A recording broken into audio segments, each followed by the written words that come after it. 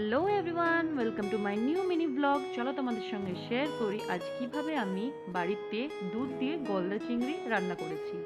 প্রথমে একটা বাটিতে গলদা চিংড়িগুলো আমি নুন আর হলুদ দিয়ে মাখিয়ে নিয়েছি। দিয়ে সেই গলদা চিংড়িগুলোকে আমি ভালো করে ফ্রাই করে নিয়েছি। অন্যদিকে আমি একটা মিক্স বানিয়ে নিয়েছি। একটু পেঁয়াজ বাটা, একটু আদা রসুন বাটা, একটু লঙ্কা বাটা, হলুদ গুঁড়ো, রেড চিলি পাউডার আর একটু জিরে গুঁড়ো দিয়ে ভালো করে একটা মিক্সচার তৈরি করে নিয়েছি।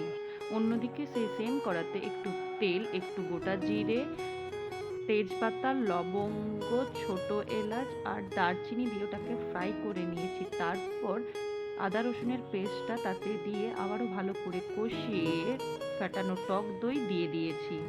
এবার সেই মিক্সচারটা যখন ভালোভাবে কষে এসেছে, ভেজে রাখা গলদা চিংড়িগুলো দিয়ে দিয়েছি। সেটা যখন ফুটে এসছে, ওপর থেকে লিকুইড দুধ দিয়ে সার্ভ করে